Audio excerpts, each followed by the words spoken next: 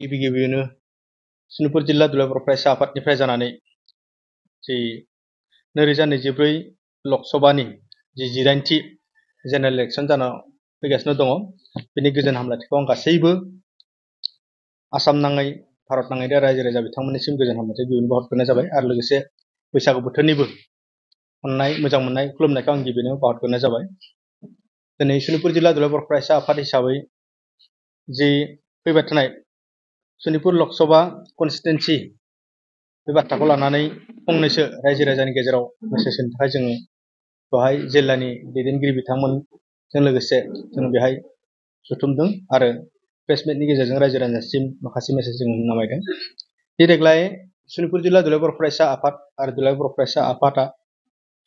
फैबाय थानाय 2024 मायथाइनि एप्रिल दाननि 19 अक्ट'आव सनितपुर लकसभा जि इलेक्सन जानो गोनां दङ थ' बेवहाय थोंजोङैनो सनितपुर जिल्ला दुलाराय बर' फरायसा आफादा जि बिजेपि दल जों बेखौ समर्थन खालामदों आरो लोगोसे बिनिनो केन्डिडेटआ जिहेतु रन्जित दत्त बिथांनिनो भट होनानै जोङो जे देरहा होनांगोन बेखिनि बिबाना सनितपुर जिल्लायाव थानाय बर' रायजो राजा फंबाय बिनानाव बिथांमोननि गासैनिसिमबो बिबाना दङ होननानै जोङो बेखौ सानो। मानो होनना बुङोबा दिनै जोङो मानो बिथांमोनखौ सापर्ट बा समर्थन खालामनो गोनां जादों दा बेफोरखौ सोंनो थाङोबा दा बेवहाय गोबां बाथ्रा दङ। सनितपुर जिल्लाया बयनिख्रुइ देरसिन जेंनायानो हा हुनि दङ। जिहेतु हा हुखौ जुदि मोननांगोनब्ला आरो थांनाय समफोराव जिहेतु दानि जि एनडिए जि सरकार बा बिजेपि आरो एजिपि आरो इउपिपिएल मिलिनानै जि मोनसे सरकार जानानै दिनै आसामाव सोलिगासिनो दङ बिथांमोना जोंनि सनितपुरनि माखासे समस्याफोरखौ समाधान खालामनानै होदों होनना जोंहा समाधान खालामनानै होदों। जोंनि गेजेराव दिनै हा हुनि जेंना फार्स्ट फेज होबाय, हा हुनि जेंना सेकेन्ड फेज होबाय आरो हा हुनि जेंना थार्ड फेजबो जोंनि बै फरेस्ट ओनसोलाव थानाय बर' रायजो राजा बिथांमोननि थाखाय जे हा हुनि जेंना बेखिनिखौ जोंनो एसेब्लाबो दिनै सुस्रांनानै होदों आरो फैबाय थानाय समावबो जोङो बैयाव ओनसोलाव थानाय फरेस्ट एरियायाव थानाय बर' रायजो राजा बिथांमोननि जे हा हुनि जि जेंना बेखौ सुस्रांनांगोनब्ला जों बिथांमोनखौनो सापर्ट खालामनांगोन आरो बिथांमोना जिहेतु जोंनि गेजेराव कमिटमेन्ट होदों थ' बे हिसाबै जों बिथांमोननियाव फोथायनाय दङ आरो फैबाय थानाय समाव बिथांमोना मावगोन होननानै जोंनो खोथा होदों आरो बे बाथ्राखौनो लानानै दाखालि एप्रिल दाननि 4 अक्ट'आव जोङो आसामनि चिफ मिनिस्टार मानगोनां डक्टर हिमन्त बिश्व शर्मा बिथांजोंबो जोङो गुवार भाबै माखासे बाथ्राफोरखौ जोङो सनितपुर जिल्लानि बिबानगिरि जानानै आरो सनितपुर जिल्लानि रायजो राजानि जानानै जोङो सावरायदों। थ' बेवहाय जोङो गिबि हिसाबै जोङो हा हुनि जेंनाखौनो जोङो बिथां CMनि सिगाङाव जोङो उत्थापन खालामनानै होदों। बे हा हुआ होगासिनो दङ। लोगोसे फैबाय थानाय समाव गासैबो रायजो राजा बिथांमोना न'खरफ्रोमबो रायजो राजा बिथांमोना हाखौ जेन मोनो बेनि थाखाय जों बिथांखौ खावलायदों आरो माखासेया वारलेप पार्टआव दङ होननानै जोंनि बर' रायजो राजा बिथांमोना खुब मोनसे सिन्ता बा दुखु जानानै दङ बे बाथ्राखौ जोङो सावरायदों आरो बिथाङा बुंदों खुब स्पष्ट भाबैनो जे जाय बिथां 2005 मायथाइनिफ्राय जाय बिथांमोना बे ओनसोलाव दङ बे बिथांमोना वारलेप पार्टआव दंबाबो गिनांगौनि बाथ्रा गैया, हा हुखौ मोनगोन होननानै बिथाङा गावनि खुगानि गेजेरजोंनो जोंनि सिगाङाव स्पष्ट भाबै बुंदों। आं बेनिखायनो खावलायगोन रायजो राजा बिथांमोनखौ जों वारलेप पार्टआव थायाथों मानो नर्मेल पार्टआव थायाथों मानो जोंनि हा हुनि जि जेंना नैबे जि आसामनि बिजेपि जि मिलिजुलि मोनसे सरकार बिथांमोना समस्याखौ जोंनि हा हुनि समस्याखौ समाधान खालामना होगोन होननानै जोङो फोथायना दङ। फरेस्ट ओनसोलाव थानाय बर' रायजो राजा बिथांमोनखौ आं खावलायगोन आरो लोगोसे थांनाय 2027 जानुवारियाव जि मोनसे एकर्ड बिटिआर एकर्ड गोजोन गोरोबथा जोङो बयबो बेखौ मिथिगौ। बे गोजोन गोरोबथानि गेजेरजों सनितपुर जिल्ला आरो बिश्वनाथ जिल्ला जि गामि सोसननायनि जि बाथ्राफोर दङ दा बेवहाय 2023 मायथाइनि 26 जानुवारियाव आसामनि CM बिथाङा जि 60टा गामि जि घोषणा खालामनाय बिनिनो 41टा गामिया गभर्नर नटिफाइड जाबाय आरो जिखिनि माखासे थालांबाय गोबां गामिफ्रा थालांबाय बै गामिफोरखौबो थाबैनो नैबे इलेक्सन जोबनायनि उनाव मावफुंनायनि बाथ्राखौ बिथाङा बै सावरायखालि जोंनि सिगाङाव होदों आरो माखासे जोंनि ओनसोलनि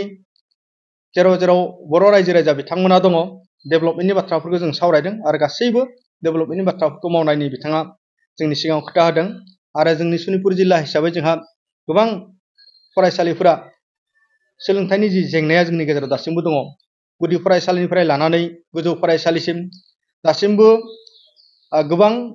गुदि फरायसालिफ्राव प्रभिन्सियेलाइज फरायसालिफोरावनो जिर' टिचारनि जेंनाया जोंनि गेजेराव दङ जों बे बाथ्राखौ सावरायदों आरो भेन्सार फरायसालि गुदि फरायसालि जोंनि गेजेराव दङ बे बाथ्राखौ जों सावरायदों गेजेर फरायसालिनि बाथ्राखौ जों सावरायदों आरो गोजौ फरायसालिनि बाथ्राखौ जों सावरायदों बे फैबाय थानाय समाव थाबैनो मोनसे सोलोंथाइ आयदानि मोनसे एमेन्डमेन्ट एक्ट लाना फैनानै दा बेखौ प्रभिन्सियेलाइज खालामनायनि बाथ्राखौ बिथाङा जोंनि सिगाङाव बुंदों दा बेनिखायनो जोंहा गोबां जि जेथो जेंनाया जोंनि गेजेराव जुदि जोबनांगोनब्ला 2020 सननि 27 जानुवारि जालांनाय बिटिआर गोरोबथानि दफाफ्रा जुदि मावफुंजानांगोनब्ला जोङो जि एनडिए सरकार दा बिथांमोना जिहेतु दुलाराय बर' फरायसा आफाद आरो एनडिएफबि जि मोनब्रै हान्जा आरो इउबिपिअ जाय बिथांमोनजों सक्ति खालामदोंमोन दा बै सरकारा फैफिनोब्लासो जोंनि जि दफा मावफुंनायाव मदद जागोन बेनिखायनो बै सरकारानो भारताव फैफिननांगौनिबो बाथ्रा थाबाय आरो जोङो सनितपुर जिल्लायाव जोङो रायजो जायो हिसाबै सनितपुर जिल्लानि जि जेथो जेंनाया जोबनांगौनि सार्थाव एक्सटेनसना जानांगौनि सार्थाव हा मोननांगौनि सार्थाव फरायसालिया प्रभिन्सियेलाइज जानांगौनि सार्थाव आरो गोबां डेभेलप जोंनि ओनसोलाव जानांगौनि सार्थाव जोङो सनितपुर जिल्ला दुलाराय बर' फरायसा आफादा देग्लायनि जि सनितपुर लकसभानि जि 2024 मायथाइनि जि कनस्टिटुएन्सियाव जोङो बिजेपिखौ सापर्ट खालामदों आरो गासैबो बर' रायजो राजा बिथांमोना जाहाथे नैबे जि फरायसा आफादनि जि खावलायनाय जाहाथे बेखौ नोजोर होयो आरो बिनि गेजेरजोंनो जोङो थाङो नंगौ नोङो भारतआ मोनसे जिहेतु गणतान्त्रिक मोनसे जिहेतु हादोर दा गणतान्त्रिक हादोरब्लाबो जोंहा जेथो जेंनाया थानायनि थाखाय जोङो मालाबा मालाबा रायजो राजा बिथांमोनखौ खावलायनो गोनां जायो आरो खावलायनायनि गेजेरजों रायजो राजा बिथांमोनाबो जिहेतु मानियो जोंहा दिनैसिमबो जोंनि इसुफ्रा जोबाखै हिसाबै दा बेनिनो जोंनि गेजेराव गोबां गुबुन गुबुन राजनीतिक दल जोंनि गेजेराव फैयो दा जोङो बेवहाय नुनो मोनदों बिपिएफ दलाबो जोंनि गेजेराव फैदों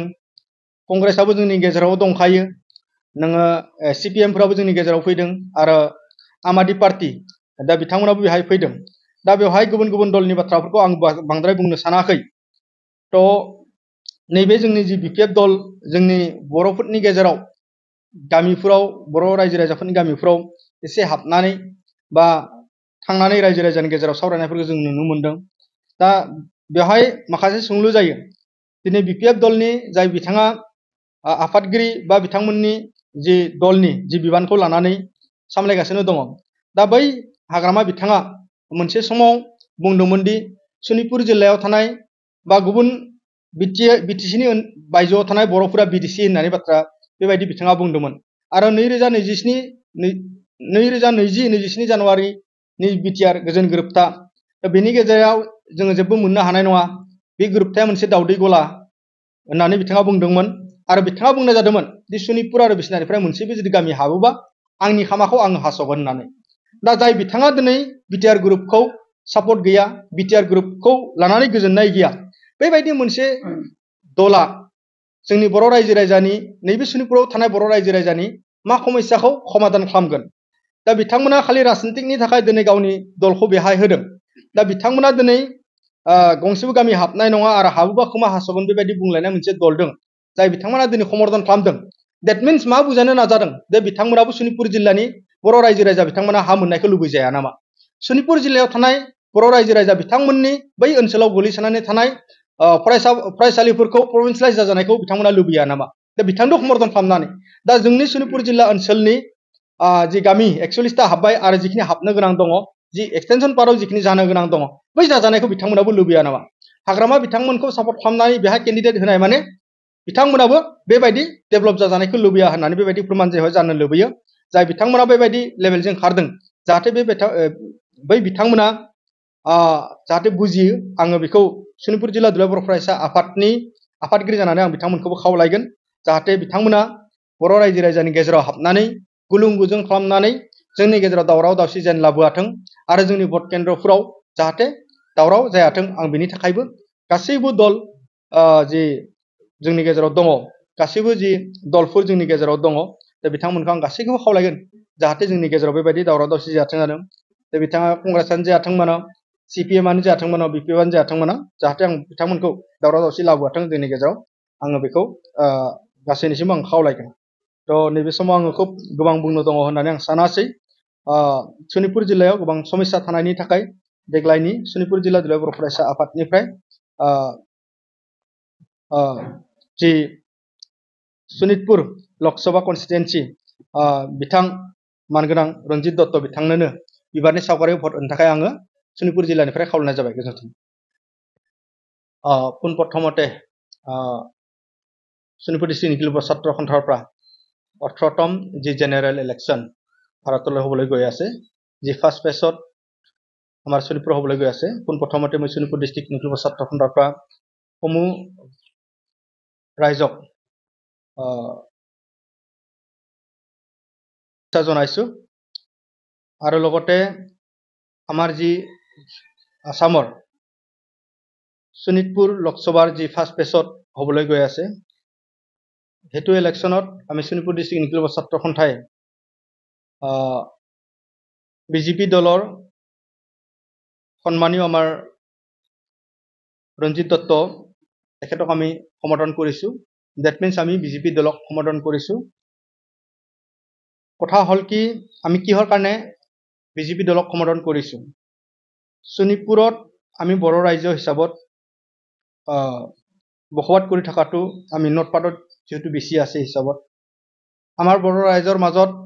বা আমাৰ সনিতপুৰ অঞ্চলত বিভিন্ন ধৰণৰ সমস্যা আমাৰ লগত আছে মাটিবাৰীৰ সমস্যা এটো আমাৰ শেষ হোৱা নাই আমাৰ সেই অঞ্চলত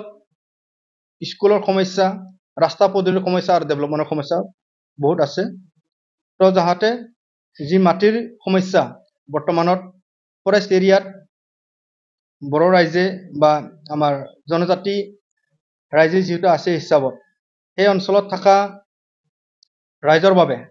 ফাৰ্ষ্ট ফেজ আৰু সেকেন্ড ফেজ আৰু থাৰ্ড ফেজৰ যিখিনি মাটি দিয়া হল আৰু যিখিনি থাকি গল সেই থাকি যোৱা ৰাইজকো আহা সময়ত দিব বুলিকে কথা দিয়াৰ বাবে আমি সনিতপুৰ নিখীল ছাত্ৰ সন্থাই সমৰ্থন কৰিছো আৰু যিখিনি অঞ্চলত ডেভেলপমেণ্ট আনিবৰ কাৰণে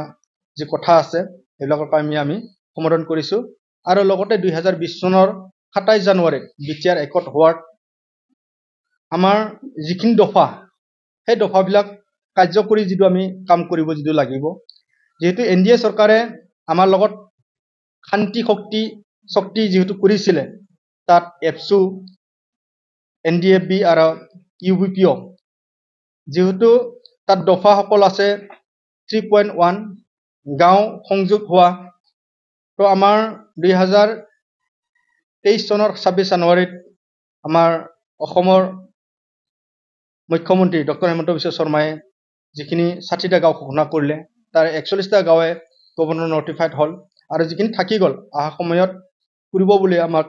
আশ্বাস আৰু বিশ্বাস দিয়াৰ বাবে আমি বৰ্তমানৰ অসমৰ যি মিলিজুলি যি চৰকাৰ বিজেপি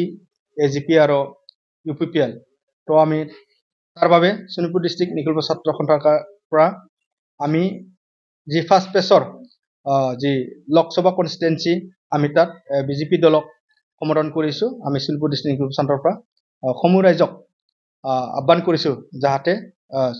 নিখীল ছাত্ৰ সন্থাই সমস্যা সমাধান হোৱাৰ বাবে এইখিনি আমি সমৰ্থন কৰিছো আৰু লগতে আহ্বান কৰিব খুজিছো যাহাতে আমাৰ মাজত বিভিন্ন দল যেহেতু ইয়াত কংগ্ৰেছও আছে সিপিএমও আছে আৰু বিকেএফও আছে যাহাতে আমাৰ মাজত কাইজা ফেচাল যাহাতে আমাৰ মাজত নহয় হেতু কাৰণেও যাহাতে এটা শান্তিভাৱে আমাৰ ইলেকশ্যনটি যেন হৈ যায় তাৰ বাবেও মই সমূহ ৰাইজক আহ্বান কৰিছো ধন্যবাদ